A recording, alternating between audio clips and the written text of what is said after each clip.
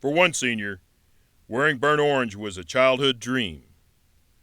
But becoming DBU royalty wasn't a thought until he arrived on the 40 acres. Me and my dad had the same name, Orlando Thomas. When I was young, I was bow-legged, and my dad loved John Wayne. Still loves John Wayne to this day. He probably seen every Cowboy picture with him featured in it. He saw the walk, and my dad just started calling me Duke. It just took off from there. I knew I wanted to be an athlete. I mean, just like every other kid. I had older brother, older sister, or a younger brother. We always played outside. You always find me in the neighborhood playing ball with my friends or whatever it was. We was always active, and I always loved playing sports. My grandpa played. He coached for a long time, big time coach in Louisiana. My uncle played league. Both my uncles track athletes. My mom is athlete. My dad's athlete. Played at LHN for a time. I mean, a lot of people in my family been involved in sports, and really I guess it's trickled down to me. I always played running back my whole life. Sophomore year, I wanted to go on the field, and they moved me to wide receiver on varsity. And I did a great job there. I was looking to play wide receiver for the rest of my career. And going into my junior year, my quarterback tore his bicep. So coach asked me, can I do it? And I told him, yeah, I knew the job. He told me, hey, okay, this next week we're going. And we had South Lake Carroll. It was a big time game. And we went in there, we took them, we beat them 35-14. It's a big time win for us. And then from there, I really loved the position and the leadership quality of being a quarterback. I never played defense until I got to Texas. Coach Aquino was really the one that sold me on it. He really just told me I could be a great defensive back, and he told me I can get to the next level, and I believed him. He transitioned so many other quarterbacks to defensive back. I mean, Quandre, AP, I mean, the list goes on. He just saw something in those guys, and he saw something in me. Set, go!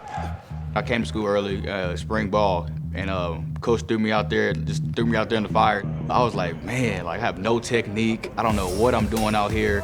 First time out there, I'm just playing wild. But I ended up doing a pretty good job, and all the guys telling me, I got good feet, got good hips. I remember at practice, every day, coach would be like, oh, dude, you got the job this play, you got the job today. And if I had a bad practice, I get dropped right there third string. It was so competitive that every day was like a game. And going to practice, I just knew, if I wasn't on my stuff, I won't be able to play. And that's what you come here for. No matter how good you are, how talented you are, you don't have the confidence, you're never be able to get out there and play. You're out there singled up, you're on an island, and they know where they're going. You don't know what's going on. All you know is your technique and your fundamentals that can get you by.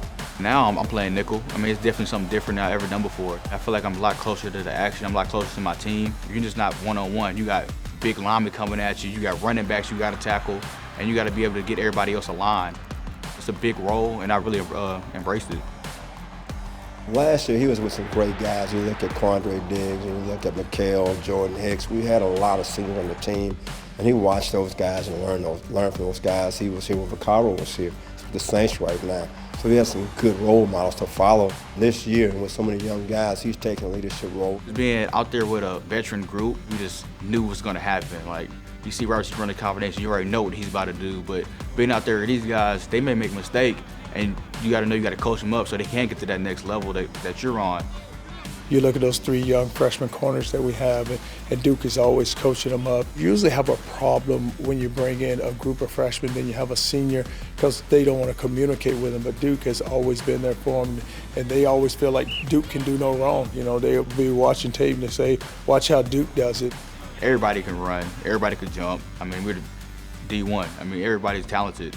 But the mental side of the game, being able to manipulate plays and see things before it happen, I feel like that gets you to a whole nother level.